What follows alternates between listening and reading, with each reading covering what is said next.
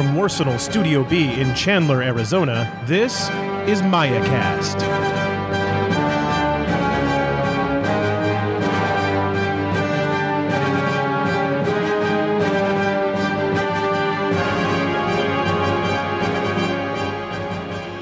Welcome to another edition of MayaCast. I'm your host, Tom Shadle. And I'm your host, Skip Parcell. And this is episode 192 for Friday, August 10th, 2018. The 411 from the 317. Coming up on today's show, we are going to go over all of the information from Gen Con. So sorry there was no episode last week. I was away at Gen Con for a week, for a literal, like an entire week. I flew out there on a Tuesday. I flew home on a Monday. Literally 7 days of that nonsense. And it was a great time seeing all of my extended family out there. Another thank you to all of the fabulous booth babes that did an excellent job running demos all weekend. So Mike and Josh, superstars that stayed late and helped pack up. Will and Shane and Joel and Michael, everybody who worked in the booth, running demos, being enthusiastic, getting people into it, selling those starter boxes. It was great to see James as head honcho over in the gaming hall, running all of the Infinity tournament, organizing all of the Infinity tournaments and the events going on in the gaming hall, with Tim Toolin, of course, and those guys kicking butt over there. James really went above and beyond doing all the things and all the stuff. Great seeing Dave Seeley, who this year didn't have to babysit on Hell, so he was just... He was around being super helpful to anybody who needed anything at any time, so that was great. Great hanging out with the Warsenal guys, Jay and Sarah, and then they brought Matt back for the trip, and so it was great hanging out with those guys. As always, a pleasure rooming with Bostria and all that fur that he has. He's a hairy man. That's awesome. So it was an excellent time. The traditional final night steak dinner at St. Elmo's. We made Belen cry by having her try the St. Elmo's shrimp cocktail sauce. Oh, this was her first Gen Con. Oh, yeah. It was the traditional hazing ritual. Yeah, you should let her know that. Literal tears. Literal tears. It was a little too much. A little too much for her. Was she mad? Like, did she take it well? Was she cool? Like, hey, we've all been laugh, through this. Crying, yeah. Okay, there laugh, you go. Crying, yeah, okay. Yeah. I think she spit it out and wasn't able to finish the bite. Oh, man. The napkin definitely went up to the mouth. I can't say for sure whether she... you can't confirm nor deny. Spit or swallowed. So yeah, Gen Con was a really great time. I was stuck in the booth. I took 20 minutes for myself and walked around Gen Con, and that's when I realized I was like, wow, everything I'm excited about is in the booth I'm working in. Oh, nice. So, checked out, the Fantasy Flight, the new Star Wars stuff and models and whatnot, but then saw the 3-hour line. I was like, yeah, can't do that. No. Not working. Couldn't get into the Cool Mini or Not booth. Hard to tell what they had. They had a weird, they had a gatekeeper and some zigzaggy line. But it was hard to tell from their display case what was new and what was not for the Song of Ice and Fire miniatures game or whatever. So didn't get in there. You would be interested. Diagonally across from us, I can't remember the company that's doing it, the name of the company, but they were demoing for release soon, I guess. It's very much like X-Wing, but it features the ships from Battlestar Galactica. No way. Yeah. That is awesome. So that was right across the way, and I still can't remember the name of the company. That would be really fun. That sounds amazing. Yeah, I guess it's Battletech's 30th or 35th anniversary, something like that. So they came out with the basic Battletech set again. But really, had about 20 minutes to walk around, and other than quick go grab a hot dog sort of meal breaks, it was pretty much in the booth, doing the booth all the time, allowing my demo team to demo as often as possible. But I tell you what, I am super good at turn 1 of Aristeia now. All right. Okay. And yeah, you can give an Infinity demo in about 5 minutes. Okay. And show the major things. You really can. The order pools and face-to-face rolls because of AROs, reactions, and then how dice work. Yeah. So cool.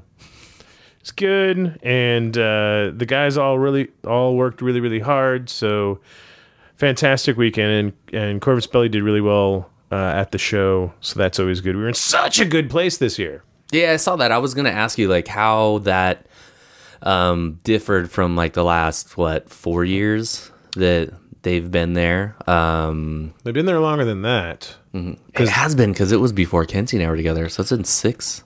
Yeah, I mean they've been with they were with Warsenal for 3 years.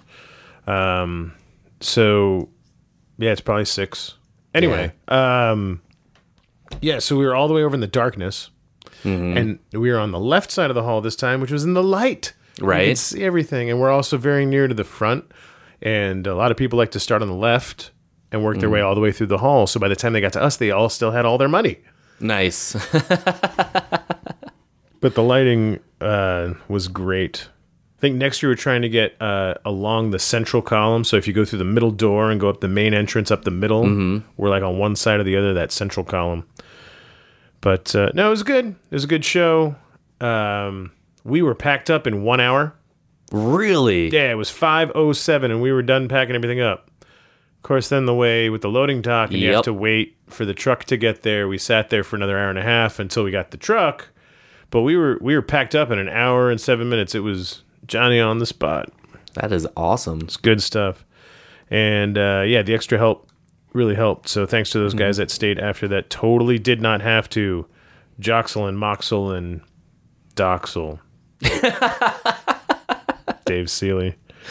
Cervantes. So we're going to talk about all the Gen Con stuff. And but first we want to remind you that we are soliciting your opinions for Infinity Game Elegance.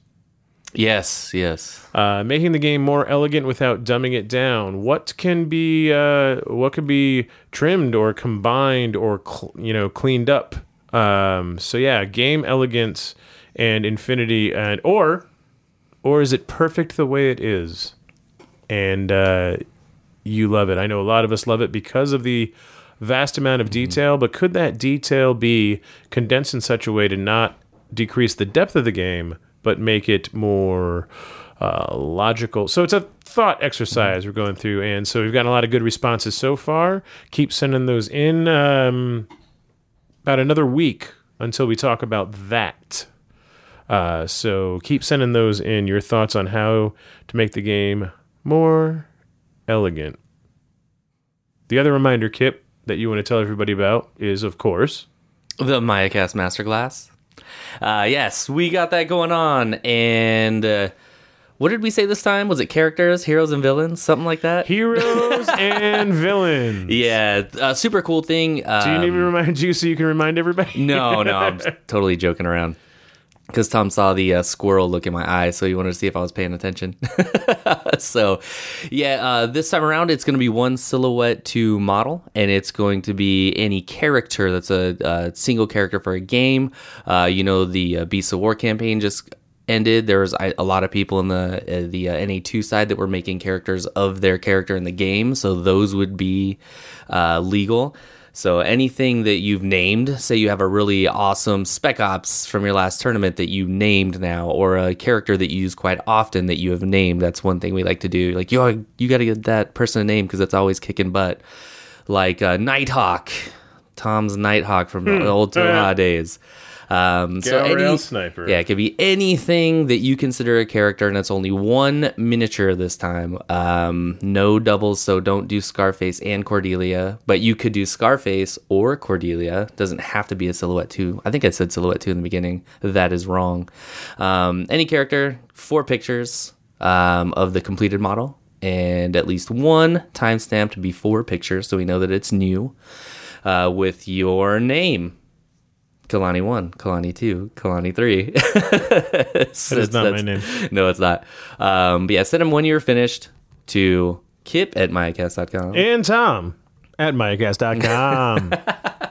I'm super excited to see what people do with these too, because they've already started pouring in. Yeah, some really cool ones. I've been trying to do some characters myself, so I want to maybe get inspired. All right, before we get to it, we want to let you know that we felt so bad that we missed a week. Because you know us, we're Johnny on the Spot every Friday at noon. Yep. Boom, new episode of MayaCast. We felt so bad that this week we're going to give you 2 episodes. Yeah. So this episode we're going to talk about all of the Gen Con seminar stuff.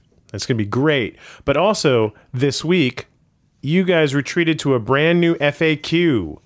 And so on the next episode, we are going to talk about the FAQ, but we are not going to make you wait until next Friday. We're going to release 2 episodes this weekend. So you get, double your pleasure, double the fun. So look out for that coming up real soon. You can be like, what's all this MayaCast in my feed? That's right. You're getting 2 episodes this weekend. So enjoy that. Stuff that in your ear holes. You're going to love it. So now, the big thing, maybe you've seen the really high-quality Facebook Live feed that Sean Polschel posted to WGC Infinity of the seminar. And maybe you've seen the in-studio production that Corvus Belli did where they cover much of the same material that was at the seminar. But maybe you haven't. And so we are going to talk about all of the things from the Gen Con Infinity seminar, well, Infinity and Aristeia seminar. The Gen Con Corvus Belli seminar held at Lucas Oil Stadium last week at Gen Con. It was not an accident. It's a human imposter in the... Don't say again. Say again.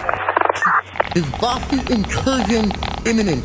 Please confirm. Incoming data from Bostria.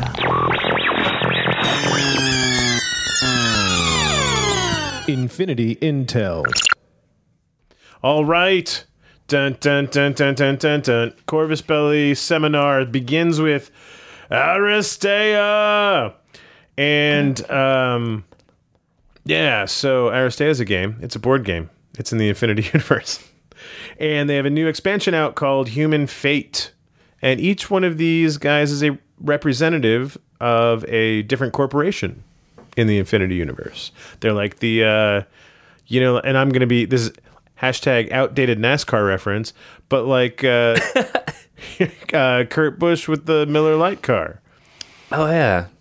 He no longer, or even outdated ear. Rusty Wallace, I think, was the Miller Lite car, right? Anyway, so these guys are corporate sports people. And so there's Bixie, who's got like those piston legs, and she's the Chinese lady.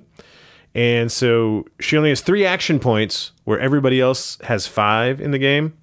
Oh, wow. That's interesting. But she's apparently super mobile and can even move over the those blocked spaces. Oh, yeah. Stuff. Because I remember you said something like it's going to be, she's like Gata, where she's like super fast and jumps across things. Yeah. Like and then there's Prism, who is good. She's listed as a tank. Yeah, this one's... I'm still trying to wrap my head around it because she looks like half Super Saiyan, but not really Super Saiyan, and weird. Got the hair. Yeah. Maybe not go all the way to black on the shading of the hair, but and it wouldn't look quite as weird. Kind of like the artwork. Looks fine. Yeah, artwork looks Doesn't good. go all the way to black in between. Anyway. Old McMurrow. So Prism is a tank, even though she doesn't look very tanky. She apparently not only has really good defense and is super hard to kill, but also taunts all of her rivals, which means she's the only one they can attack, and then she's also super hard to kill, so she is apparently very, very annoying. Then we have Dart. Oh, yeah. Dart brings camouflage and poison. Well, there was already poison, but she brings camouflage to the Hexadome, and this is the one where the metal version can be used for Aristeia and Infinity, which was the Gen Con exclusive model, which is like Dart all grown up, because the Aristeia version, she's like a little kid. Yeah, I was just going to say that, like, it's one of those ones where I kind of like the Aristeia version a little bit better because it's a little bit more like fun. It is definitely fun. Yeah, it looks super fun. The Infinity version though, as it should, looks just menacing and Aleph, and the Trials of War have deadened my eyes. That's the way I see them both. And then there's Eclipse. And Eclipse she's all like smoky and in shadows and stuff. Her hair's supposed to be all like look like smoke and whatnot. And she's a support character. She can control states and manage states on your team, which could be really useful because my characters can't do any of the things they're supposed to do because they're dazzled or they're immobilized, and if she can get rid of them, then your team can function as normal. So that could be very important. So, Human Fate is the new expansion, and then they showed off the poster that has all of the characters, very Overwatch, right? And then over in the far left corner of the poster, they have 4 that we have never seen before. They're showing off the next expansion. Right? Gen Con preview. And it's the legendary Bahadurs. And if you read the fluff book in Aristeia, you know that the Bahadurs are like it's like the Hall of Fame of Aristos, right? And you'll recognize the first one, Final Boss, who is a commentator in the Aristeia sports broadcasting world. And so now he's back in the arena. And Bahadur, Final Boss, doesn't look anything like Hellboy. No, totally. He's got full horns. Right? And then... that's too funny. Yeah, really exploring new and interesting concepts, right? Kuri Queen. Very full-figured, like Moana-esque. I was just going to say the Moana of the crew. Yeah. With a giant boomerang. And so it's very cool to see them... exploring different body types and not always the leggy, chesty, super fit, athletic body type. Then there's Oberon. Oberon's an L host or a Lost. He's an elf host.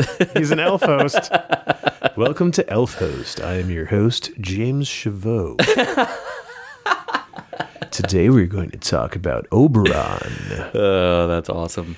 And yeah, man, so he is straight out of Lord of the Rings, tall, skinny elf guy, and he is not going to fit next to any other Aristo. Because of his cape? I hope his effects do not involve being near others. That's too funny. I hope he's got range. I like this, though. Like, the one thing, especially with all the not-so-hellish boy... and then seeing... Heck Boy, that's what I was going to call it. And seeing Oberon, it's like, okay, so you have the technology to make L hosts, in now 177 years in the future because of Uprising. I think Aristeia is still in the past. I think it's still 175. That's why Dart looks grown up now. That's true. But still... the technology Dart, they have, the artificial, I know, the artificial body that they matured. Exactly. Having the technology to do this, like if you're gonna have something like this that is for entertainment and it's supposed to be flashy and be crazy, it's like why wouldn't you have like an L host body to go in and look like Hellboy? It's like Ready Player One. It's like you can have any avatar you want, and they just make it in an L host, and then why you go not out do crazy and fight stuff? It. Yeah, totally. But it's totally real, cool. not digital. Yeah, yeah. But don't be fooled. 8-Ball, that's all modification. That's all body mods. He's no L host. No, he's no Lost. He's the Rocket Raccoon of the future, but instead of being a trash panda, he's a real panda. And then we have Shona Carano, who I imagine I don't know why. Between the artwork and the model, they have switched the side that her coat is on. Okay.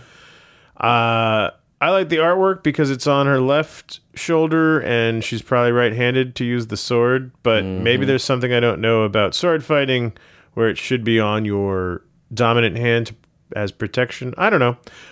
Just a weird thing that struck me that I couldn't get over, so I had to share it. But that's funny. Shona Carano looks like Angel Dust from Deadpool. Yeah, I was gonna say that because her last name is Carano, and the actress that plays her is Gina Carano, formerly MMA superstar and daughter of one of NFL greats, and totally has the same hairstyle. So when I saw that last name, I actually watched Deadpool because I was like, "That's totally her." They wouldn't just give her that last name randomly and that hairstyle. Super cool. Dig it. Legendary Bahadurs. All right, so AGL Season 2, the Aristeia Global League, will begin on September 27th. There's actually a lot of cool information about that he gave at the seminar. There will be a new website. Okay. Where you can create your team with a team name, I guess. Nice. I imagine Fernando's Varuna White Stripes had something to do with this functionality. But yeah, so, and you'll be ranked just like, ITS or the AGL last year as individuals, but you'll be team names, I guess, and other stuff you can do. Be a new tourney pack. The new tourney pack will include a metal underdog marker and metal damage tokens, which is really cool. That's slick. There'll be new modes, or new mods, including, like, one of them that Carlos was very excited about was a 2-player bench. Yeah. So you've got your team of 4, and then you have a bench of 2 players. When one of your Aristos goes in the infirmary, you pull a player off the bench to go in. So you're, like, always at 4? So you're always at 4, and you have more options, and their tactics, 2 from each Aristo, are going to go into your deck, so you have a bigger tactics deck with more synergies and more options. That's pretty badass. So even though Eclipse is not on the field yet, her 2 cards are in your deck, and you might have them, and they might be really useful for who is on the field. And you can think about who's better in late game and who's better to have at the beginning and all sorts of stuff. Then they're going to have specific hexadomes that have rules just for that hexadome. Like there'll be a Tunguska hexadome where whenever you have a displace effect, instead of displacing 1, you displace 2. Right? Or what did it's like light gravity. What did he say about right? Yeah. What did he say about the he said something about the Haqqislam one. He mentioned it, but I don't remember. Like if you roll 3 exclamation points, you can use that as a switch to remove all states. Yeah. Something like so it's that. like Doctor Plus. Yeah. That's right. So just, cool things like if you're playing in that hexadome, this rule exists for both players. And then new scenarios, maybe one including an actual ball, because it's a sports game, so ball. He's like, where's the ball? And it's for the first time I watched that, I thought he said bowl. I was like, they're going to have like an Aristeia bowl? No, it's a bowl. All right, so that's Aristeia. Thank you for not tuning us out, because now it's time to get into Infinity.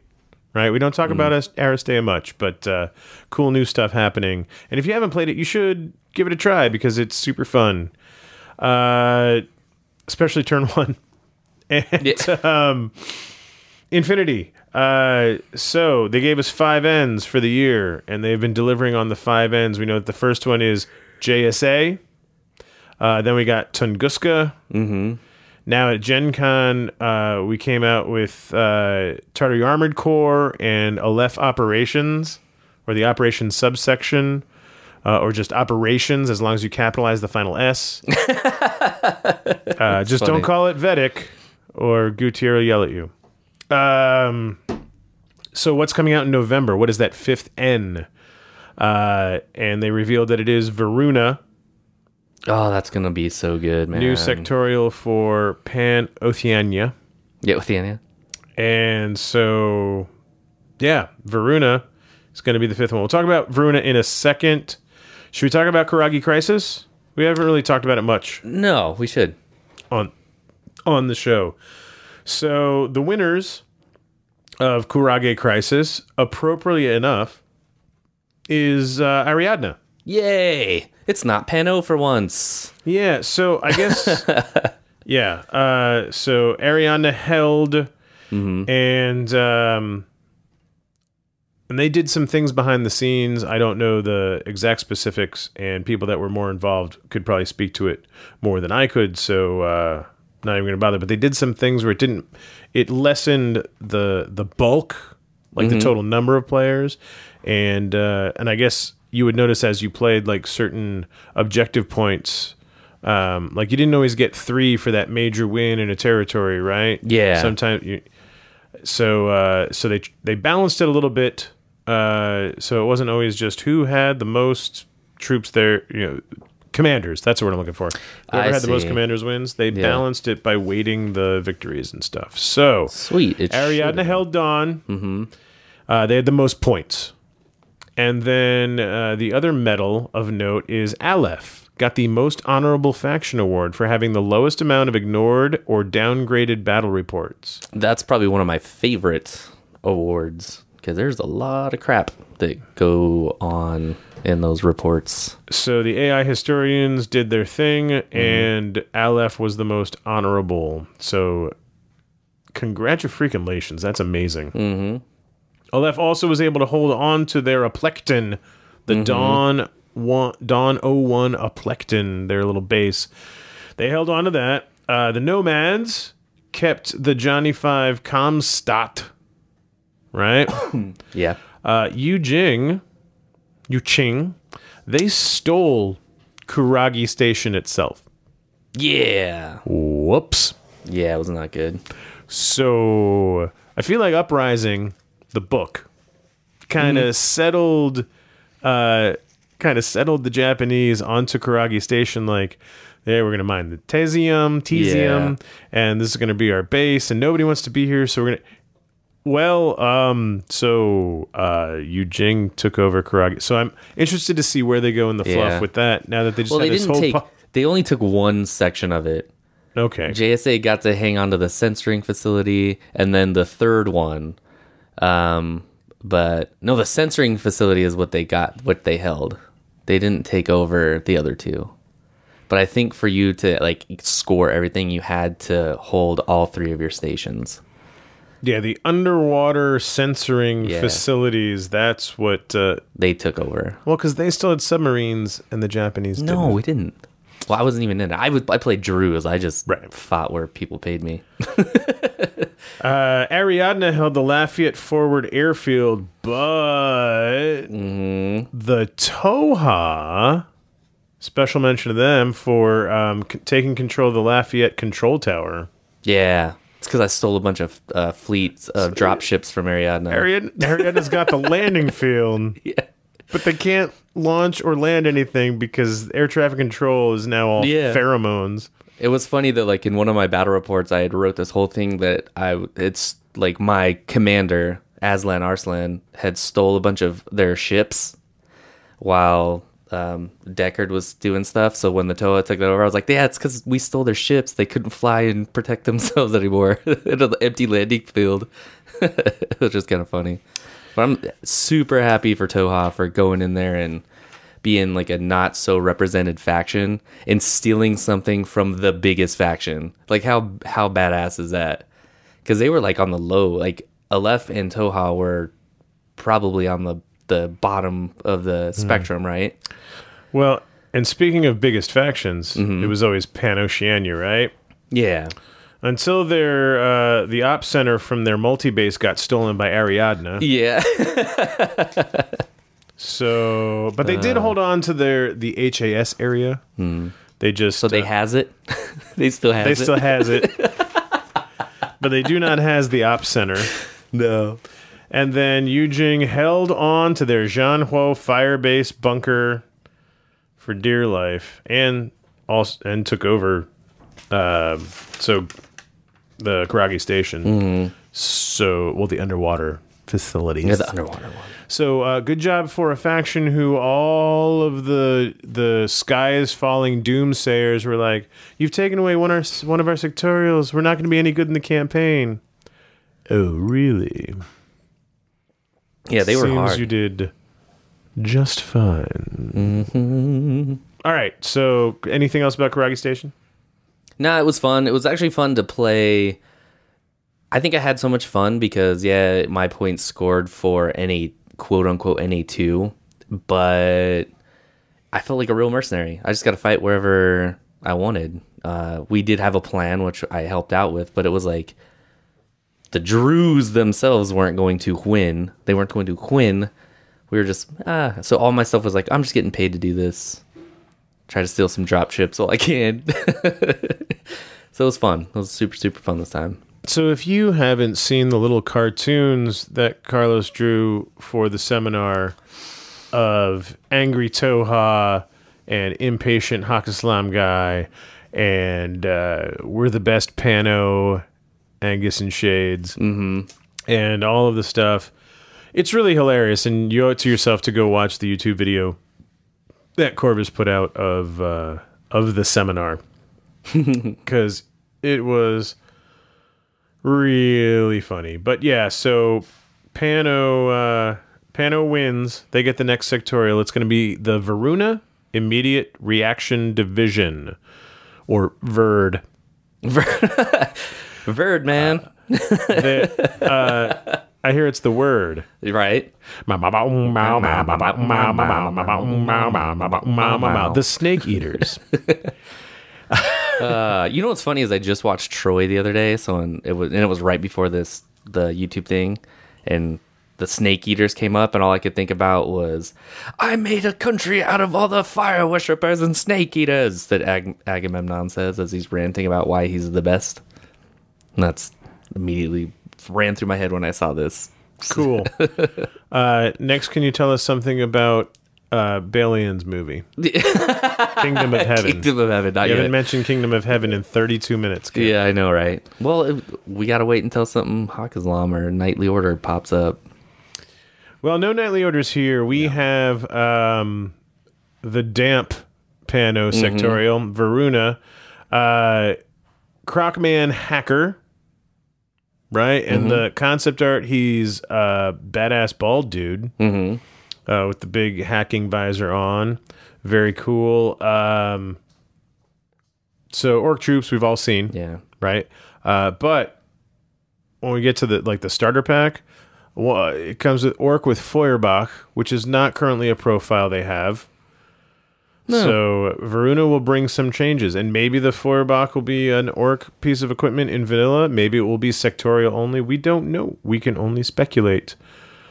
The Kamau we saw because it was in Beyond Ice Storm, right? We saw the new design, but then brand new, mind blowing. Everybody like, what? Was the Helot Militia. Yeah. And so these are the indigenous people of Varuna. They are fishmen. Abe Sapiens. Abe Sapien, or the Shape of Water, or whatever. There you go. I've never seen that yet, though. And so bipedal fishmen with a fin, a dorsal fin, and a tail, a finned tail, and gills and all sorts of stuff. And so it was really cool how they did it, because first they showed off the alien itself naked, right? So totally X-rated.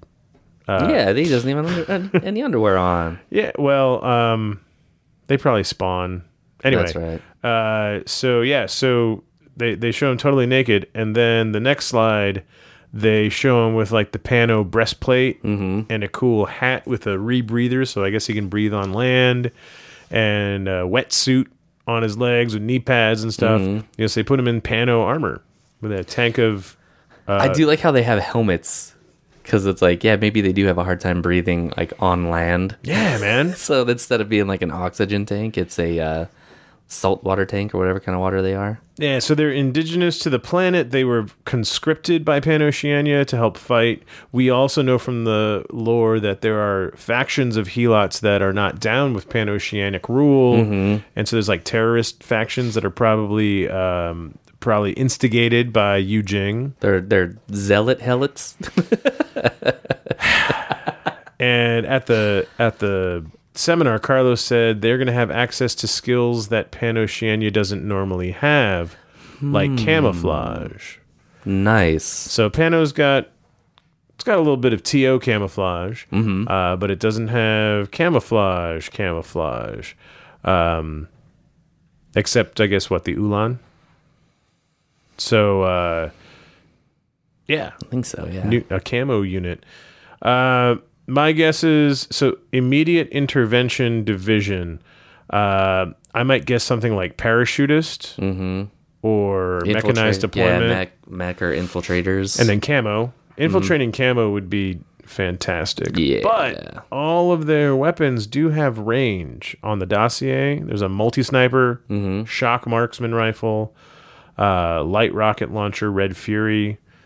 Jeez, give me a light rocket launcher on an infiltrator, though. That's nice. Yeah. It is light, not heavy. Yeah. But it doesn't show any just basic like combi rifle or shotgun. Yeah. But who knows what the actual profile will be? I mean, I'm assuming aquatic terrain is a no-brainer, right? If they don't have that, an error has been made. Right. I've made a terrible mistake. And so I'm thinking infiltrator. But again, they have infiltrators. And maybe I'm taking the access to skills that Pano doesn't normally have. Maybe I'm taking that too far. But I'm like, what about a parachutist or airborne infiltration camo unit? That would be disgusting. Come on, the edge as a marker. And you're like, well, I'll discover. Yeah, right. Yeah, if it was a infiltrator or parachutist, that'd be really, really nice. That'd be funny. Or mechanized deployment. Or even forward deployment, like level 1 or 2. So or deploy within 1 inch of any water feature. That's funny. When you're Camo, playing Varuna, there's no water on this table. camo infiltrating specialists would be that'd be fantastic, especially if they cost the right amount. Zulu Cobra, Special Recon and Intervention Group, right?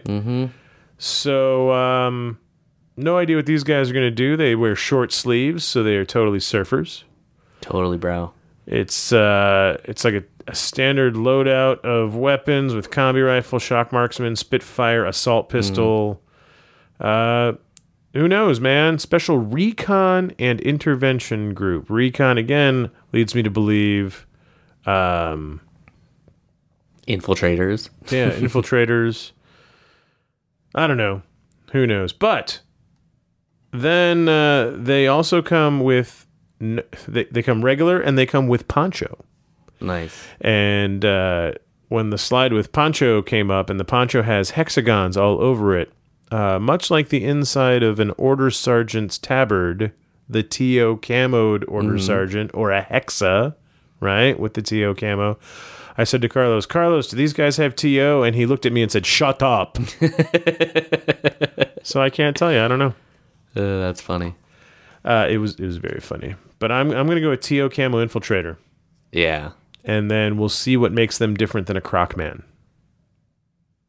Other than maybe weaponry.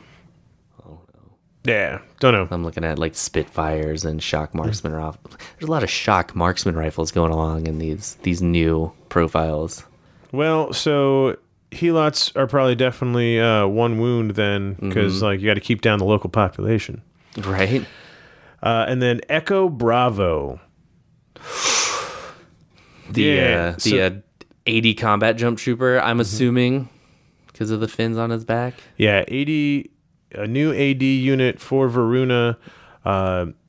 Interested to see how they fit into Vanilla Pano as well, because if you don't like the and a way cool new helmet design, but if you don't like the if you're not sold on the Accals, I want to see how these are different than Commando Accals.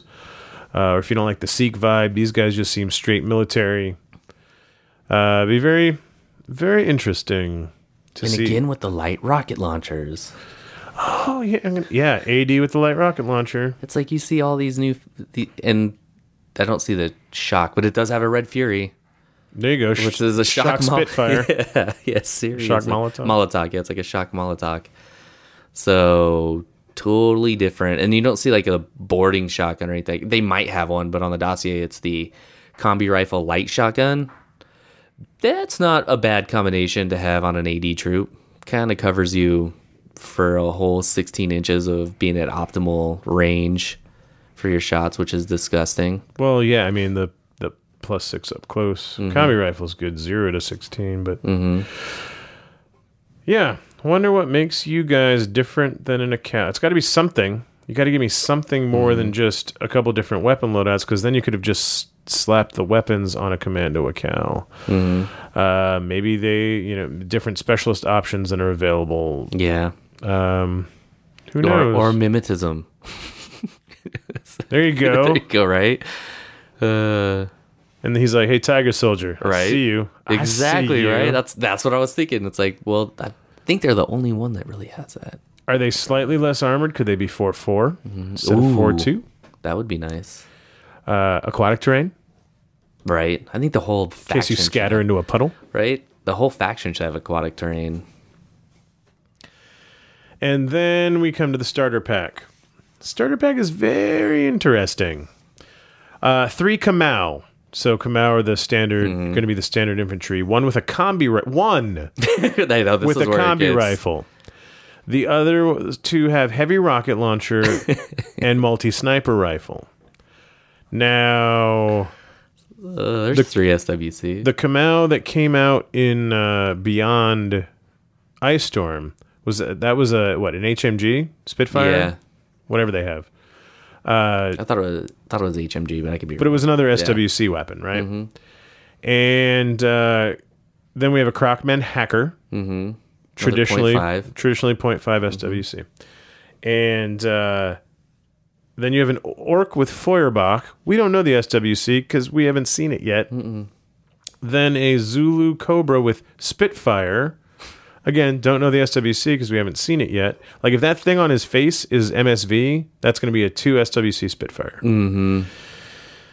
So we're looking at anywhere from 6 to 8.5 SWC I was just gonna say, in the because starter it's a box. starter. Do you think that one of the things in Varuna is gonna be the discounted SWC prices? Because The opposite of Conda Cemento. Yeah, exactly. Because they're probably highly specialized and they have this all the time. So you have like the one thing that I was saying, the Rushi in Yuqing. I was always like, how is that a 1 SWC Spitfire with MSV2? It's disgusting and ridiculous. Where everybody's 1.5 or 2 in some factions because of other abilities. So what if these are discounted? So then you have like the one I could see 1.5 for the multi rifle, but what if it's like 1 for the rocket launcher? 1.5 for the Feuerbach, and then 1 for the Spitfire, half for the Kamau. That puts you at what? Well, that would be a rework of the Kamau profile as it sits now, Son of a gun. where those are both like 1.5s, right? But yeah, you're looking at around 180-ish points and anywhere from 6 to 8.5 SWC Yeah.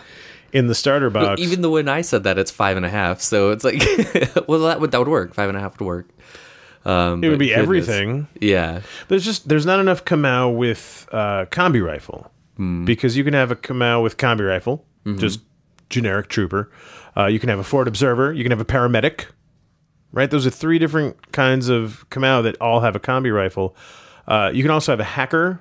There already is a Kamau hacker model that has no weapon, and she doesn't match this new style, but she's No. still a lovely model. Still one of my favorites. Really like the Kamau hacker. Really? She is well put together. It's a cool pose. I like it. Like it a lot. But the hacker also has a combi rifle. I'm sure there'll be a blister of a Kamau hacker that they will. I don't know, but it's just not enough combi rifles, man. And that cracks me up because what do you usually get in the support box for your troops? All the SWC Is all- stuff. But it's like, hey, we got so like in the support box, it's gonna be like the Or there's combi no rifle, or there's no Kamau support box. Very, very true. There's a hacker blister down the road, and then they're done. They have 1 for every profile. And if you want extra combi rifles, you will buy this starter box over and over and over again because it comes with 1, or you shake on it. There you go. Used to be choke on it. You are right, because if it's the HMG that's already out, and then this comes with your rocket launcher and your multi-sniper, and then the only thing left is combi rifle profiles. Yeah.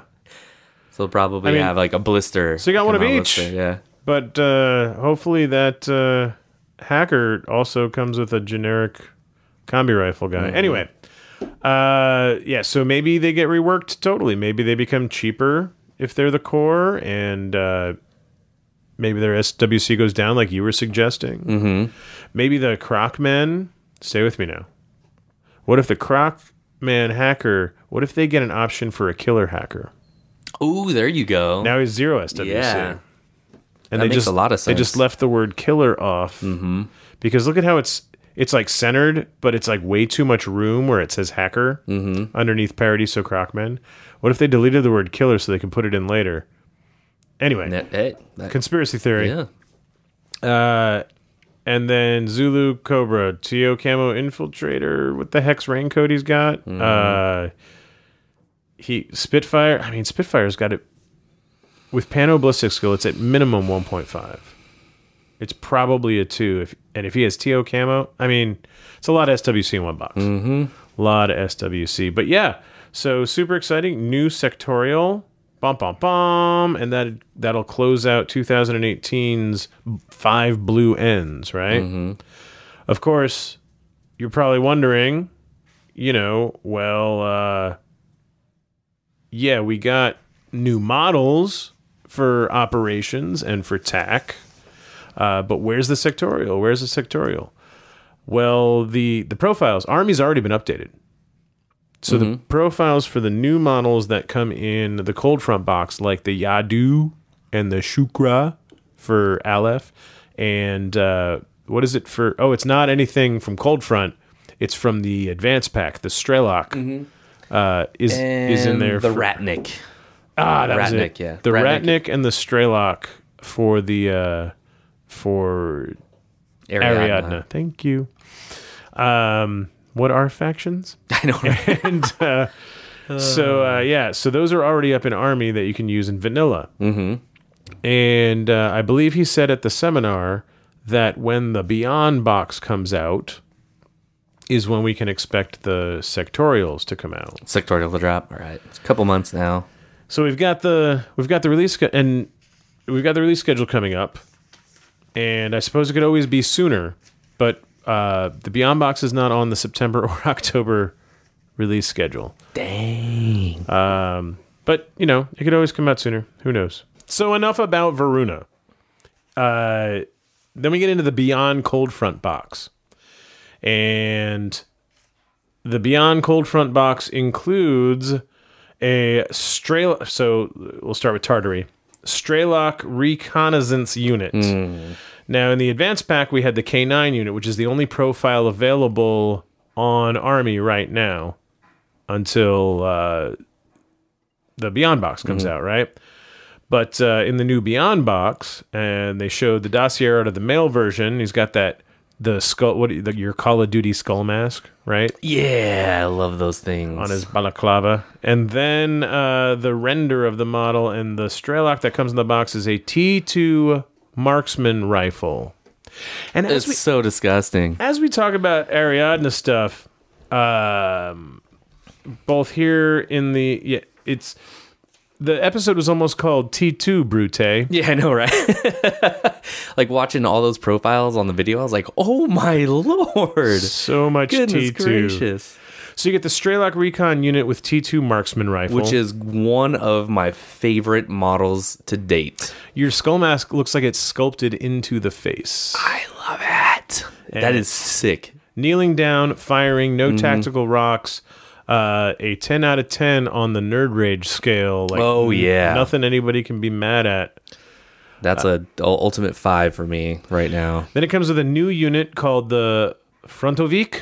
Yeah, Frontoviks. And it's the Assault Separated Battalion.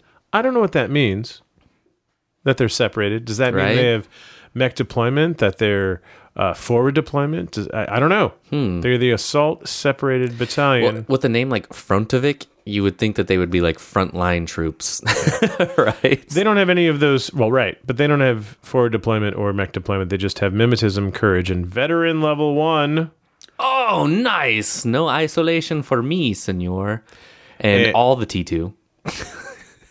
So, it's like ridiculous. And all of the T2. Yeah. The one that comes in the box has a T2 rifle. T2 Brute. And another great pose. Reloading. I love like the...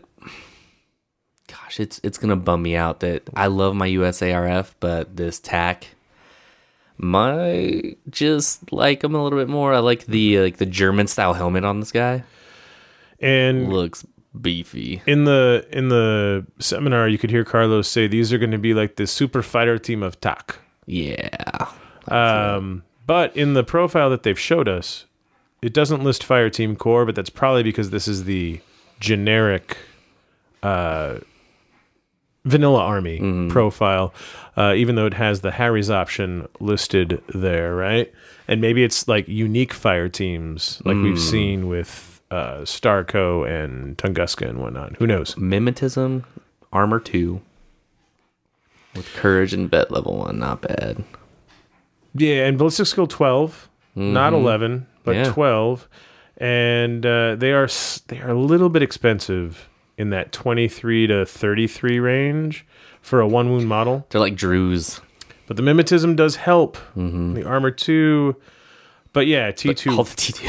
T2 rifles all around, unless you have a heavy rocket launcher, Molotov, or AP sniper rifle, which comes with MSV1. 2 engineer versions. One has T2 rifle and D charges. But if you have 6 spare points in your list, take that same guy and add a light rocket launcher to it. Right. Which is potentially going to be core linkable. And that's just context clues from what Carlos said, right? There's a paramedic option with a T2 rifle. The Fire Team Harry's option has a T2 rifle. And yeah, like I said, the AP sniper rifle guy has an MSV1. So That's not bad at all. T2 rifle. Go ahead and get a bunch of Beyond boxes so you're loaded up on T2 rifles until their eventual box comes out. Right. And then we get a very special unit mentioned in the very first edition of Infinity because it's one of the original role-playing characters that spawned Infinity the game, and it's the CEO.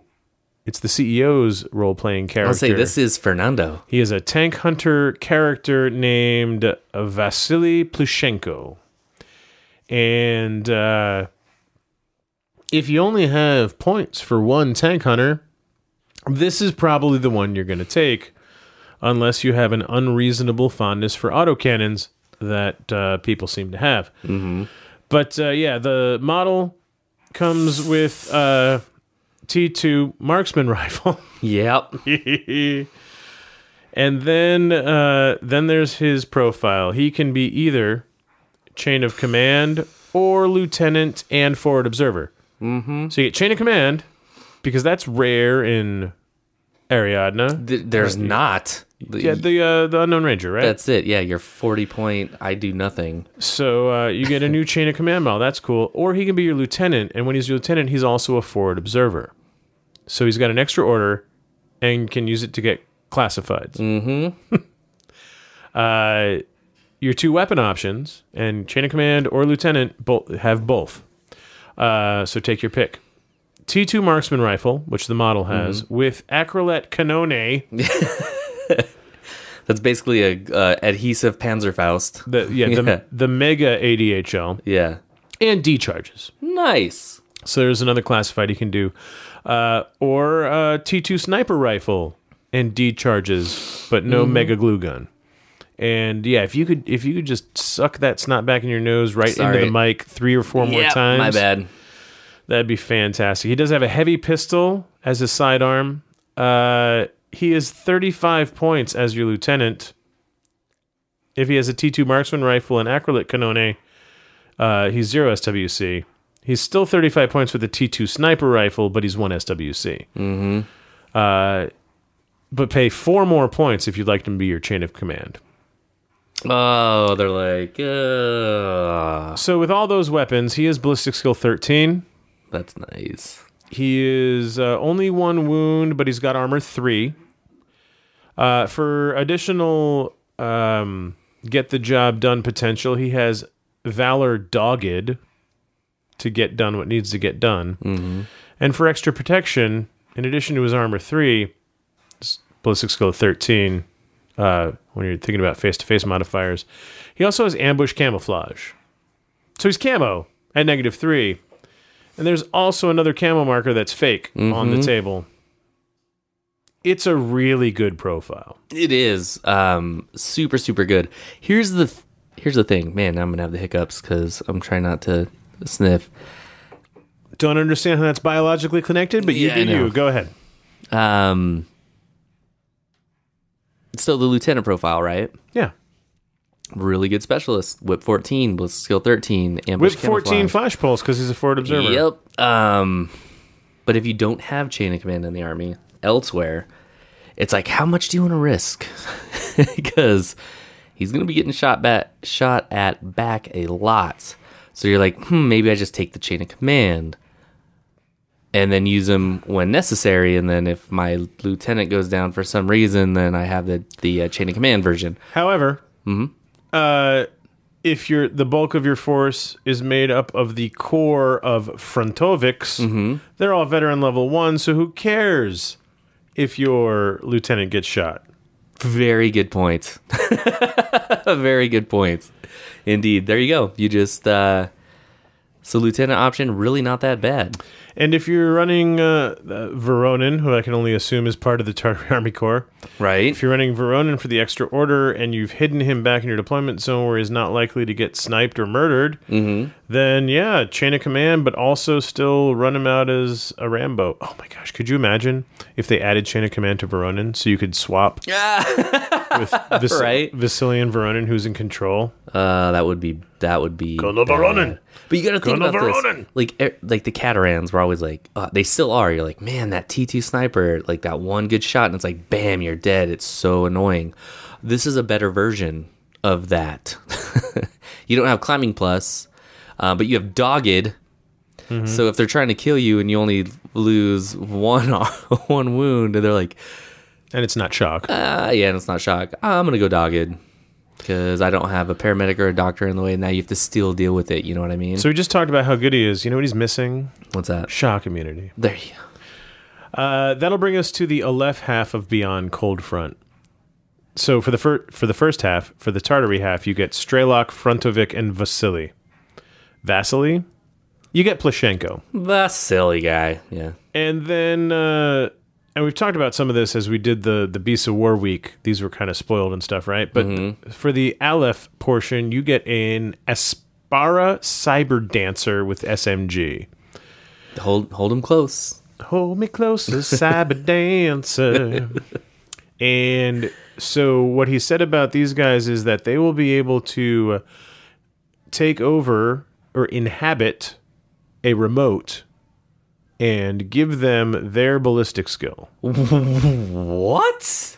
So Ghost Jumper level Z.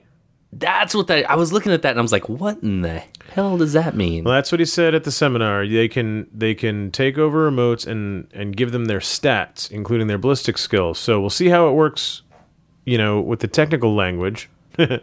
But now also in this Beyond pack, there's a Rudras gunbot with multi-rifle.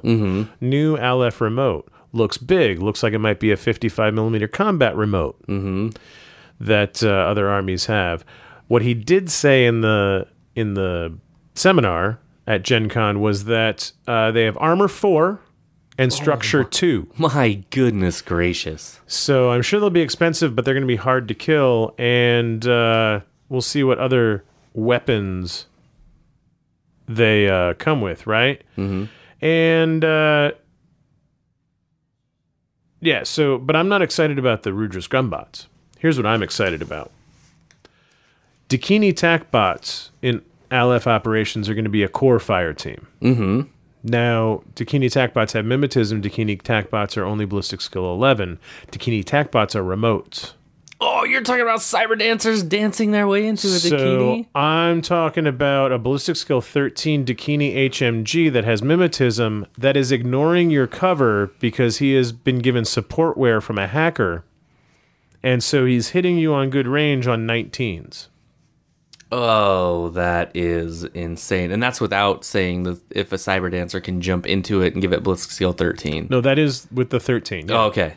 Yeah, ballistic skill 13 from the Cyber Dancer, plus 3 for a 5-man link, plus 3 for being in good range of an HMG, and ignoring cover because you're marksman. Because you've got marksman. Level 2 shock HMG. So shock HMG hitting on 19s. Remember when I was like, man, TAC is going to be brutal. Like, the left is kind of cool because they got those, but I didn't know all these combos that... But then you're hitting on 19s, you're ignoring their cover, but coming back at you, you probably are in cover. Mm-hmm. So there's a -3. And you have mimetism, so there's a -3. Mm-hmm.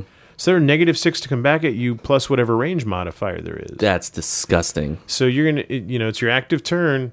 You're going to have burst advantage, and you're going to have number advantage out the wazoo. That is disgusting. I ain't ran it through that probability program that exists for Infinity face-to-face rolls, but if it's not like an 87% chance of you F that guy up, I mean, so that's what I'm excited about. It is slightly order intensive. Because the cyber dancer is going to have to do her thing, and then your hacker is going to have to do its thing. But then you just go murder everything with that Dakini. Pretty much. That's disgusting. And the remote's really, really cool, except for the wheels that go in all different directions. Just give it feet like everybody else's remotes, or point the wheels in the same direction. Something. And that brings us to the third model, which is the Yadu officer. Now we've seen the Yadu before, right? In the Operation Cold Front. Yeah, the box, big box. But now we have Yadu officer Shakti. It's a character. She comes with the Mark 12. Nice. And all we know is that they're going to be very flexible in fire teams. Ooh, that's good. So I can't wait to see all the different fire teams available to Aleph to see where she can go and what she can do. Yeah, so that's the Beyond Cold Front box, and we'll see when that comes out. Probably November, I would imagine, because they said soon TM, and it wasn't on September or October's release schedule. I'm hoping, because this is going to be kind of a game changer, honestly, man. Like, that's a whole lot of new abilities and new types of fire teams that in the past you were just like, like I was telling you before the show, looking at the box, I'm like, man, with these new, just with the redesign, like Dakinis, I was like, I don't feel dirty fielding them because they look cool. Like the old ones, you're like, they might be a cool profile, but the model, you're just like, I just feel like disappointed in myself. Me personally, because of the way they look, but these new ones are disgustingly awesome. And then with all of the different options that they've been doing, it's gonna take some used to. Hakaslam, not a ton of stuff. No Rama Task Force, for example, but they do. So some people really, really loved the Chicken Walker remotes. Some people really, really hated them. Well, Hakaslam is getting a new box of basic remotes, the 4 basic remotes that everybody has, right? The forward observer, the 8-point repeater that moves fast, the HMG, and the smart missile launcher. They are getting a mini Magariba Guard version. Right. So gone are the Chicken Walkers, but they're not out of print yet. So if you prefer the Chicken Walkers, go get some now. But these new ones, don't shake your head at me. I love the Chicken Walkers. You hater. I am, because you're always like, how is that thing hurting me that much? It looks like a beefed up Nazmat. But new Rafiqs, new Shihabs, new Shatnaya, new Fanus. Very cool little mini Maggies that I like them. I think they look really neat. I like them very much. And I saw the question asked, now that we've seen remotes start to get resculpted with the Hakaslam remotes, are we going to see it for other factions? To which I say, oh, wait 1 minute. Combined Army is where the remote resculpt started. Yes, it was. How soon we forget. Right? No more tentacle beasts, but floating Cthulhu bots. Did not start with Hakaslam. No. Don't believe the propaganda. So then we move on to Nomads. Hollow Men box of 4. Now, if you watched the Corvus Belli studio video and not the Gen Con video, You might be scratching your head thinking, the Hollow-Men just came out. How are they getting new profiles? Because all of the weapons Carlos listed for this box set are not part of their profiles. It's actually pretty hilarious. You're like, what is he talking about? But yeah, new Hollow-Men box of 4. You get, so Carlos is like, you get heavy rocket launcher, heavy machine gun, grenade launcher. Carlos is apparently Russian. Right? No, you get none of those things. Right? What it looks like is in the box is a missile launcher. Okay, because they don't have a heavy rocket launcher, but they have a missile launcher. So the first one on the left, if you've seen the picture, is a missile launcher, and then what looks like a regular, normal combi rifle. Okay, and then a Spitfire. Yes, and then a shotgun. Have we seen a Nomad shotgun? That is a good point. We have not, but because that looks like a boarding. The barrel. I mean, it's so. It doesn't look like a shotgun, right? Like the new shotguns for all the factions really look like shotguns. This one looks almost like a combi rifle, but the space above the stock before the, you know how like the Nomad remotes have that what looks like a handle above the stock. So this one's different because it's got the vertical supports through it that the combi rifle doesn't have. The barrel is completely different. Yeah, so is that wider. A Nomad shotgun? I'm going to say yes because that is... Because it's definitely not the multi-rifle with pitcher, which is the only other option in the list of profiles for Hollow-Men. So I'm going to go with shotgun on that one. Thank you for all... Thanks for all the help, Bostria. No, because that's clearly... If that's the boarding shotgun, that's pretty badass because it still has a magazine that loads up in there, and it's got like the... badass shotgun pistol grip. I would say that's exactly what that looks like to me. That's amazing. And a nice padded shoulder stock. Yeah. Combined Army.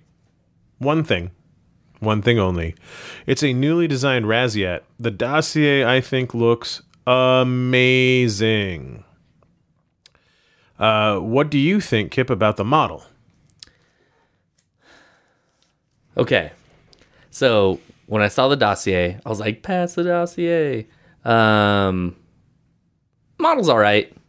I think it's pretty good. I think it's cool. I like it better than the original. Yeah. I love that he's just on technical merit alone jumping off of a wall that's getting shot up at him, because that's what, instead of like a tactical rock, it looks like he's jumping off of a wall that's getting shot. Or is he landing? Or landing. But there's like bullet holes and stuff. I think it's cool. I don't know if I'd like 5 it up right now, but I haven't seen it painted yet. Right. So I'd like to hold my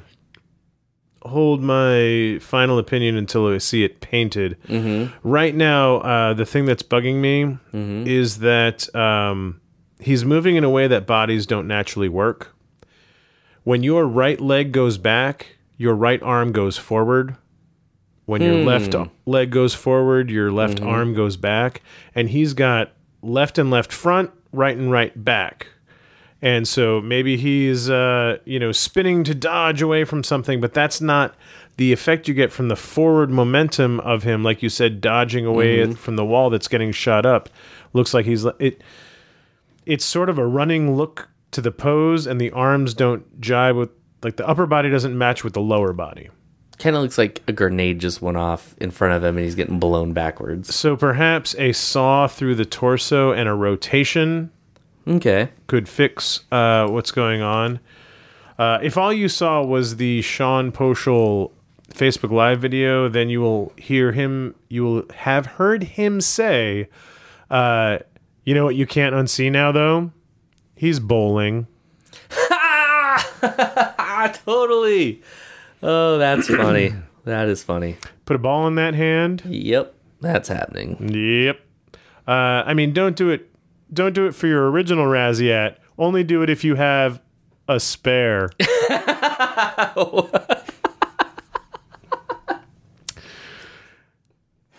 Oh, that's good. So then the Toha logo pops up, And then after that, and Toha players like, yay! And then the next slide says 2019. Right? This has not been your year, Toha. But he did say that in 2019, big alien things are happening. Big cosmic events that Toha are totally involved in, as well as the Shazvasti. He said that out loud. Nice. So the year of the alien. While it's been a long wait. Oh, and I think it was Mike Byer who deserves credit for this. I believe it was Mike Byer who, while we viewed the seminar during... Carlos did it Friday night for the War Corps. And it's a good little practice for Carlos before he does it in front of everybody at Gen Con, right?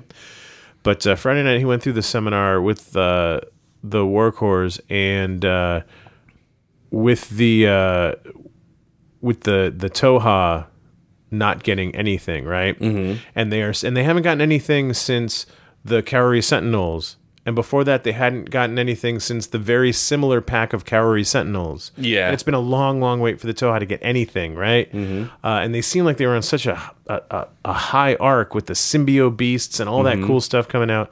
And then it's just been like nothing. It's got to be brutal, right?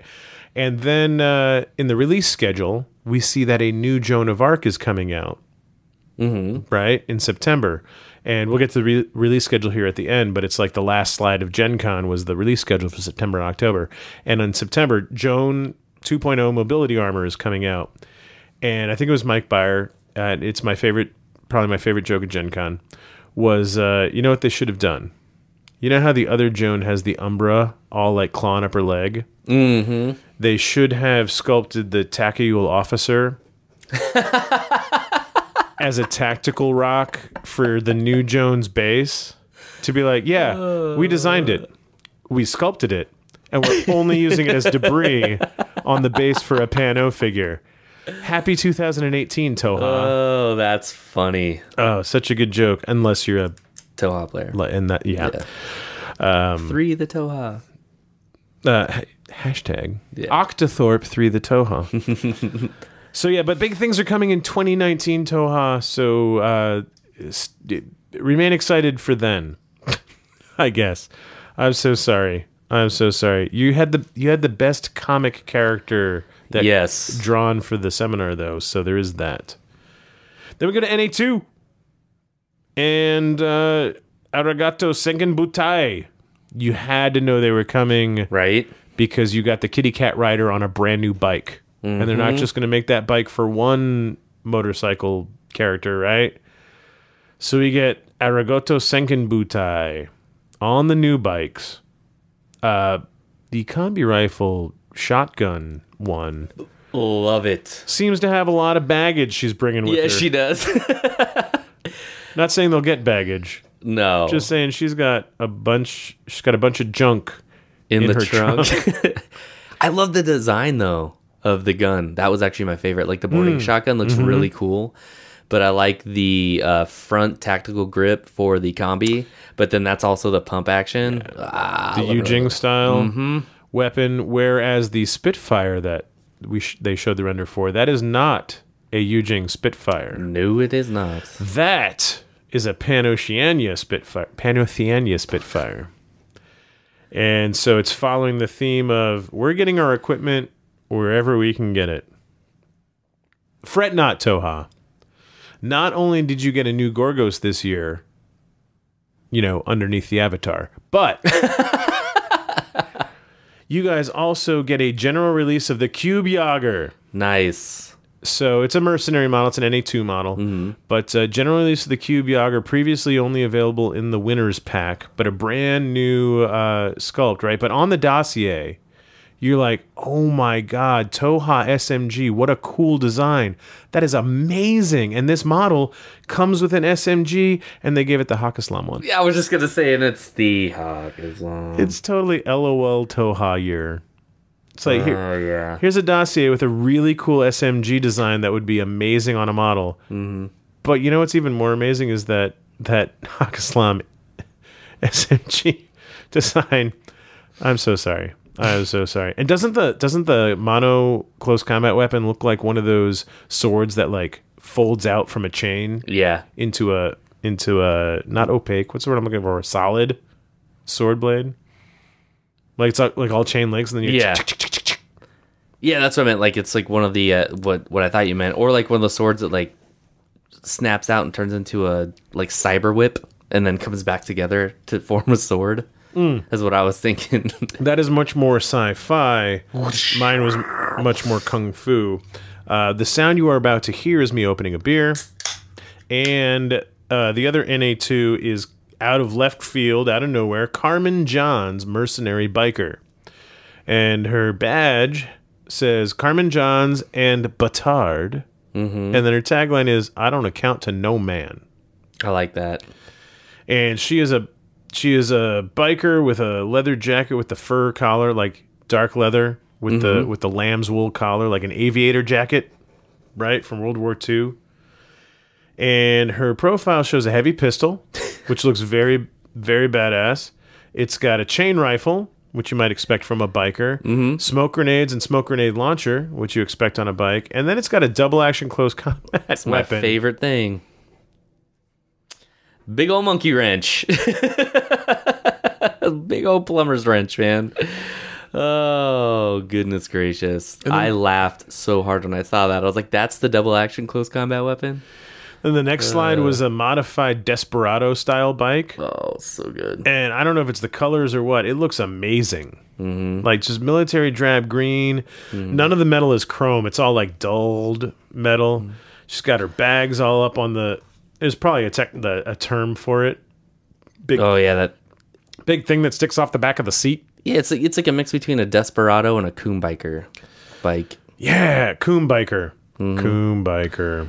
And her license plate says Joe. It does. It says Joe. Probably the name of her bike. Yeah. He's G.I. Joe. I'm gonna ride Joe to work. And then we get to Batard, who is a mercenary antipode with trench hammer that comes with her.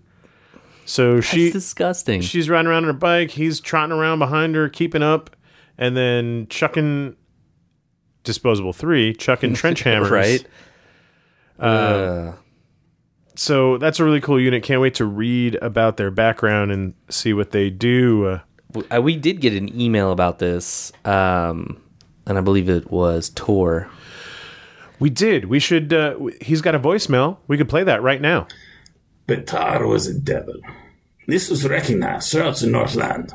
Hell's spawn, he was called by many men, but his master, Black Leclerc, chose for him the shameful name Batard. Now, Black Leclerc was also a devil, and the twain were well matched. There is a saying that when two devils come together, hell is to pay. This is to be expected, and this certainly was to be expected when Batard and Black Leclerc came together.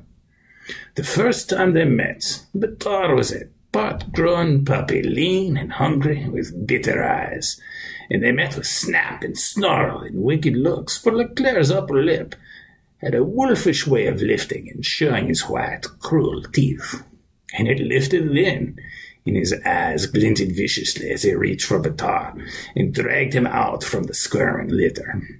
It was certain they divined each other, for on the instant Batard had buried his puppy fangs in Leclerc's hand, and Leclerc's thumb and finger were coolly choking the young life from him. "Sacre dame," the Frenchman said softly, flirting the quick blood from his bitten hand and gazing down on the little puppy choking and gasping in the snow. Leclerc turned to John Hamlin, the storekeeper of the 60-mile post. "That for what, Hakim? How much? You, monsieur, how much? I buy him now, I buy him quick." And because he hated him with an exceeding bitter hate, Leclerc bought Batard and gave him his shameful name. And for 5 years the twain adventured across the Northland, from St. Michael's in the Yukon Delta to the head reaches of the Pelly, and even so far as the Peace River, Athabasca, and the Great Slave. And they acquired a reputation for uncompromising wickedness, the like of which had never before attached itself to man and dog. Tor, that was amazing. He has an accompanying email that says that maybe should have gone first. That says, Right. hey, gents, I've been checking out the new announcements from Gen Con and saw with great interest the new Merc, Carmen Jeans, and her antipode, Batar. It's no secret that CB likes to sneak references from pop culture to Filipino folklore into the background of Infinity. I suspect they may have done so again, this time with high school English lit American author Jack London, best known for his tales of adventure in the Yukon, such as Call of the Wild and White Fang, which, not spoiler alert, but aside, Kip and I were talking about during dinner because his husky, Khaleesi, made this stance, and it reminded me of that Ethan Hawke movie with the Iditarod, which was one of those two, I think, or something else completely different. Anyway, it all relates. Back to the Tor email. He wrote a short story called Batar. It was the story of the meanest of sled dogs and his even more despicable master, how they met, and in the end, how they parted. Here for you then, or then for you then, are the first couple of paragraphs. I look forward to seeing if Batar of the Infinity Universe rivals the ferocity of his literary predecessor. As a note, Batar, of course, means bastard, but it is also the name for a short baguette made from the leftover dough of the other baguettes. It would make sense. Contextually, I'm assuming the bastard definition. Yeah. P.S. I would not have known about the baguette thing had it not been for John, #Toha Master Race, Withune. Après Jean le déluge. Nice. So, cool. Tor, That was pretty awesome. what an amazing read. I want to role play with you. Right? Like in a role-playing game. Whee. I knew what you meant. So she's got a wrench. And Right. that will bring us to Yu Ching. Yu Ching, new stuff, soon-ish. And so in the Corvus Belli video, when he says soon-ish, Yeah. the translation on the subtitles said pronto, and with a superscript, TM, pronto, TM. Nice. So we get a Celestial Guard SWC box soonish, and like Carlos said, a very necessary addition to Yu Ching. Their data has shown that people obviously use Celestial Guard all the time, so they really need this. And it comes with a Spitfire and a Combi light grenade launcher. And then it comes with the Guangxi controller, which you can tell because she's wearing a Guangxi helmet, which I didn't even catch that. which is interesting, but only has a combi rifle, not the combi rifle smoke grenade launcher. So you might want to take the helmet from that one and stick it on the one with the grenade launcher if you want to, right? Yeah. I mean, there is a grenadier profile, so that one's also... So you need two boxes is what I'm saying. Yeah. You need two boxes of these. And then the multi-sniper rifle, of course. And then the big announcement... I guess sort of a big announcement, that the Invincible Army is coming, shocking no one, right? Yeah. Not everyone, many people who were disappointed that several units were taken away from them during the uprising were hoping that the next big blue N in November was going to be the Invincible Army and not Varuna or Rama Task Force or something else, because they felt like they deserved it. We only have one sectorial now. And yet, still effective in the campaign. Oh, yeah. But yeah, so Invincible Army is coming pronto, TM. Marca de Trado. And so it's going to have terracotta soldiers, of course. Knew that. But then we see concept art for new stuff, including the Luqing Jump Infantry. Luqing? Luqing. Anyway. I think it's Jing. Sure. Yeah, and it's tonal, so no matter, we'll get it wrong anyway. But this is a heavy infantry AD troop. Yeah, that's kind of interesting. Possible loadouts include Spitfire, multi-rifle, and boarding shotgun, jumping on a heavy infantry with multiple wounds on a table near you soon. Yeah, right? Oh, my Lord. So that's all very exciting, right? Yeah. Looks very cool.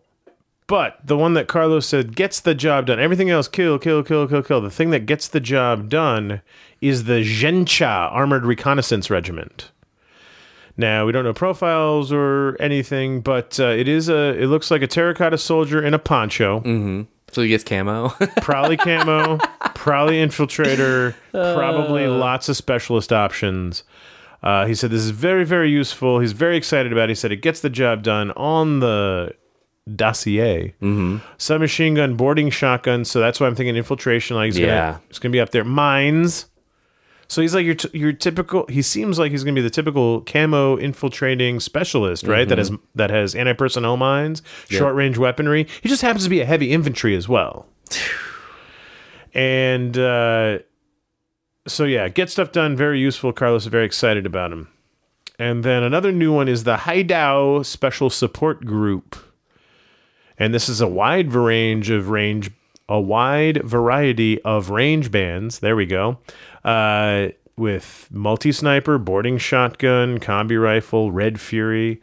And he said they're going to make lots of interesting fire team combinations. Mm-hmm. So they'll probably have special fire teams. Mm-hmm. I was just saying with a special support group, I was like, this could be the one that's like, well, you can take one or two of these with this and that. And then he said, they're very cool, but Zhencha, those are the ones that get things done. Those are the ones, right? So, yeah. And that's Yujing, Invincible Army, which, was from the role-playing game. We've seen that picture before, right? Mm-hmm. And then we have the release schedule for September and October. Kip, what comes out in September? So we'll get one of the repacks that we've been seeing happen, and that's going to be your Kazakh Spetsnaz, so you'll be able to get both of those in one. There's three. That was the interesting. He said the interesting thing he said. He's Catalan. No. You get all three in a box, he said. Holy goodness. So the boarding shotgun, the HMG, and the sniper rifle. Oh, and the sniper. You get them all in one. And he said the word box. Oh. So this could be our first repack that comes in a box. That's cool. That'd be pretty neat. Cube Jaeger's the one we were talking about. I'm pretty stoked for this, though. I actually like that profile. I don't see it used enough. Well, and I like the model better than the tournament winner model. It usually goes that way. Like, usually the model they release is way cooler than the one you win. Rebots, which is cool. Right. That's don't just go past that.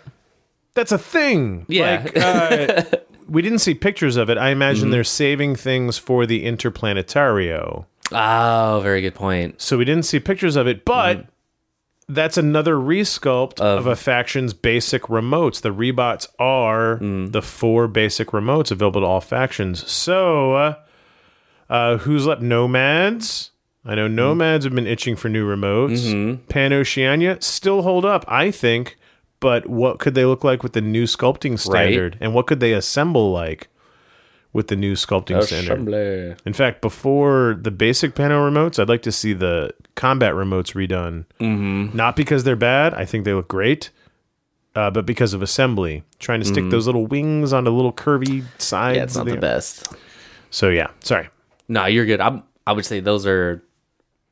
I want to see what they look like because I've liked that everything's getting beefy, and those used to be like super slender. Those are like spider bots, right? The Rebots were like the little spider climbing guys. They had the legs, but yeah, they do look like spiders because they have all the different multifaceted eyes. Yeah, they had the legs. They were much easier to assemble than the Probots. Those, yeah. So again, back to my Pano point. Yeah. Why didn't they redo the Probots? Anyway, go ahead. Yeah. So, but yeah, that's super slick. Can't wait to see that. I can't wait to see the Raziat painted. That's coming out. And Bowling for Morats. And then Joan of Arc 2.0 already, right away, September. Mobility armor, and we didn't see pictures of her either. Again, probably something they are saving for Interplanetario, but it is Spitfire, not multi-rifles. So nice. And it's going to be a vast improvement on the original mobility armor that was horrible. So moving into October, I'm super stoked to see the Hakazlam remotes. It's funny. They showed us the pictures of those, but not the Rebots. But the Rebots come out first. It's funny. It's just, it doesn't matter. It's just funny. And then we will have the Arigato Senken Butai. Still can't do it, Sterling. Sorry. Sengen Butai. Yeah, Senken Butai. So that's got to have a lot of people extremely happy. Sengen Butai. So, and then here's where we get the advanced pack. So we're going to have the Straylox K9 Kazakh unit and the Asura Hacker that if you went to Gen Con or pre-ordered, you already have. But if you didn't, or if you just really you like to support your local game store like we do, then you could have waited for them, and you only have to wait basically 2 months. Yeah. And they come out in October. Yeah, get those. The new Celestial Guards we just saw, which look great. And then Aristeia! You get a new skin, one of the really fun new skins, and this is for Gata. Can't wait to see what they do with her. Everybody's favorite scoring Aristo. Everybody's favorite dazzling Aristo. Hey, Major Luna, you think that 8 hex range is pretty good? Well, jazz hands. Enjoy your next turn, bitch. Just can't wait to see what they do with a new skin for Gata. And if you're not familiar, all of the models come in box sets of 4 with all of their cards and tokens and things that you need to use to play with them. But they've been releasing metal versions where it's just the model and metal version of in a different outfit, just like a skin in a video game. So it's really, really cool. It's one of the things that people at Gen Con that don't know from Infinity or anything, they just go, what's this? Oh, this is Aristeia. It's a board game. And you're like, so what about this model? Oh, well, that's a skin. Like in video games where they have skin. Oh, my God, that's so cool. And then you're like, but you have to assemble it. And they're like, oh.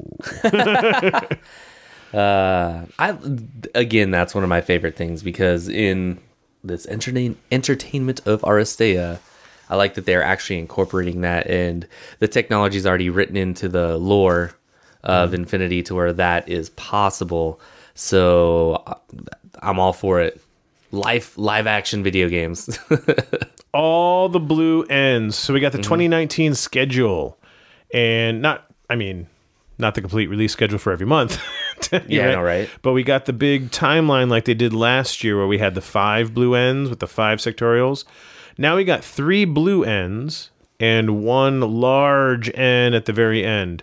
And they didn't promise that they'd be all sectorials. They just said they're going to be major things for Infinity. Okay. And so one's coming out right in January, right at the start of 2019. So whether it's a new sectorial or something else cool for Infinity, blue N. Adepticon.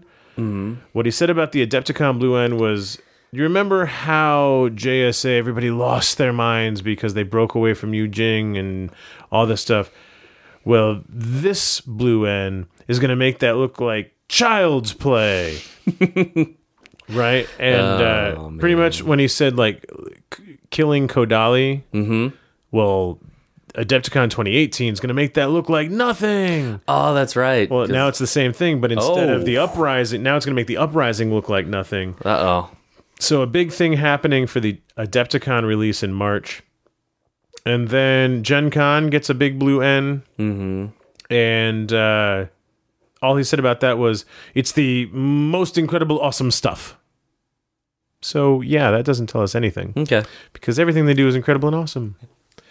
And, and then Interplanetario happens the end of August, where Season 10 will end, Season 11 will begin, the Aristeia Global League Season 3 will start, and Season 2 will end. Meanwhile, there are 4 Aristeia A's throughout the year. Now, last year when they did the 4, they're like, we're going to get this up to 24 characters or whatever it is. Let's see, there's 8 in the box, and then 4 times 4 is 16. 24 characters! Did it! We're going to do 24 characters in a year, and then we're going to slow down because it's just too much. Well, now there's 4 A's again. I don't know if they're all going to be the same thing, like 4 Aristo expansion packs, because that seems like a lot. It is, or it could be seems like a what lot he's to saying. keep balanced. Maybe these are like the extra But I have faith. hexadomes and all that good stuff. Well, that's just part of the tournament season for Season 2 that we're going to see on September 27th. Okay. So who knows what these 4 A's are? Maybe it's 4 new releases, just like we saw this year. Who knows? Maybe they still have all these ideas they need to get out there. I don't know, but seems like a lot. But good for them if they can keep it balanced. And then the big N in November, right? He said it's something Infinity related, but not necessarily for Infinity directly. Okay. He said it's super secret. And he also said, I can tell you this, it is not N4. Thank goodness. So I was a little worried that was going to drop too soon. So don't let that rumor spread. It is not a 4th edition. Mm-hmm. He absolutely 100% unequivocally said it is not N4. So we don't know what it is, but it is not N4. And it's not direct. So I think it's one of these little cocktail napkin ideas, the little yellow Post-it notes from a couple of Gen Cons ago. Yep. Maybe it's one of those, kind of like Aristeia came out, and that was Infinity related, but not for Infinity. It could be another side game like that, perhaps. That would be cool. Don't know. If it's not N4 and it's not directly for Infinity, that's all I can think of. That's probably not thinking outside of the box, though. What if it's like introducing our monthly comic book series? Or what if it's introducing Infinity novels? I was going to say, more mangas, Outrage. Could be anything, but big announcement next November. We're not even to this November yet. I know, right? But it's a year away. We shall see. The only thing from the Q&A that I could hear that I really got any information on was... I hope the music is coming through the microphones from the next room. Maybe it's music to put the baby to sleep, because we are still in Studio K. But yeah, Puppy Love just came through the walls. What was that? Let's just pretend it didn't pick it up on the mics. And the only thing from the Q&A was that the new ITS season is currently scheduled to begin on September 3rd. Okay. So, if you are waiting for a tournament to pick missions, and let's say it's at the end of August, maybe August 26th, I don't know, and you've picked missions, but you're like, well, we'll see, because it's after Interplanetario. It says the new season will begin September 3rd, so hopefully that information will help TOs plan their events and not be worried about whether they have to change missions at the last minute or anything. So September 3rd should be the start of the new ITS season if everything goes to schedule. So I'm going to go with September 17th. And that brings us to the end of the Gen Con seminar and information and all that stuff that we are allowed to talk about. So very, very exciting times. It's certainly making me and a lot of people go, well, I want to play that, but now I want to play that. But I'm like, oh my God. Well, so shit, but Aleph, it's new, and the profiles are so good. And oh my gosh, in that link, the Dakini 19s. Oh my God, all the T2 intact. And oh my God, and I get to play Fernando. Oh my God, and make him do what I want for a change. Oh my gosh, that is amazing. And oh my God, and then Varuna. I mean, yeah, it's Pano, but now look at the Helots. And what if there's a Helot, like a sectorial of just Helots? A sectorial. And then, oh my God, all the cool stuff for Varuna. But then you're like, but soon will be the Invincible Army. Should I start painting all that heavy infantry now just so I'm ready for then? So it's a very exciting time with lots of possibilities. And tons. And at the same time, you're like, I just bought all that Tunguska. Right. And my JSA's not even painted yet. So, yeah, very exciting times. My JSA's not even built yet. And, well, then give me that box I brought you back. No, I want it bad. So, yeah, really great stuff. Really, really great stuff. Very exciting times we live in. Just all the love for Infinity and Corvus Belli and all the creativity and all the stuff they're doing.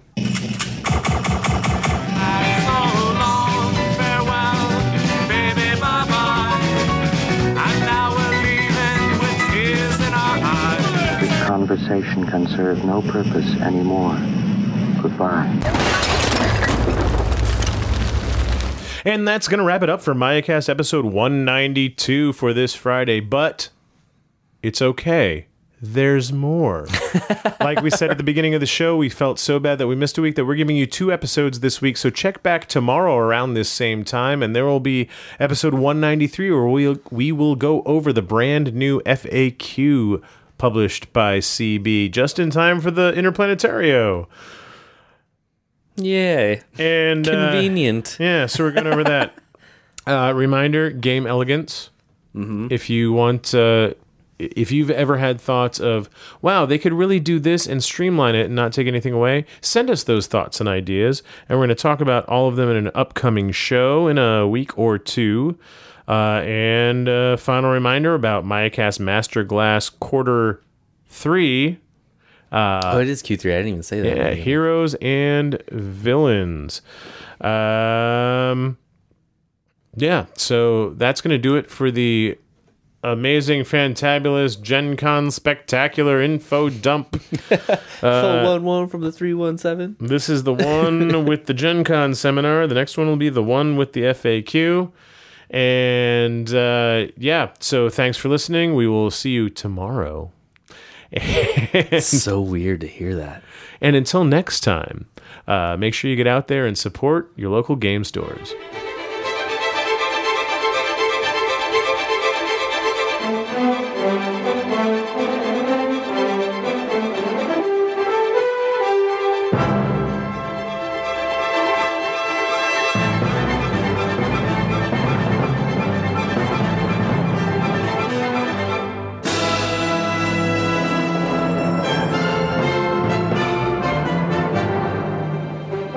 To find out how you can support the show, go to patreon.com/MayaCast. You can find us online at www.mayacast.com. We are on Facebook at facebook.com/InfinityMayaCast. Follow at Maya Podcast on Twitter.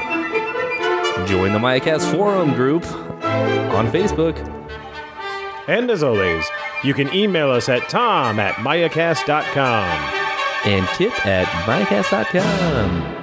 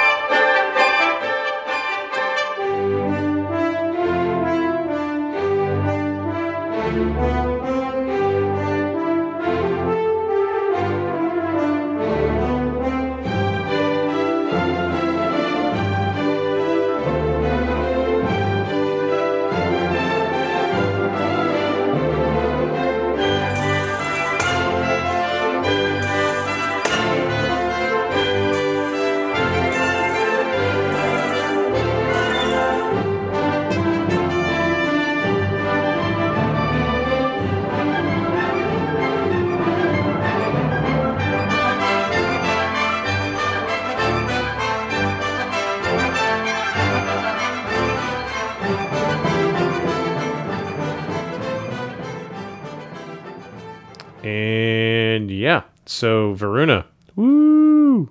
I'm pretty stoked for that. That actually might be I paused. Fuck. It's on You know what? I didn't pause because I was on the wrong screen. So it's recording all of this. Oh, nice. So what I was saying is... Should we edit this or should we just keep going? No, stop. All right.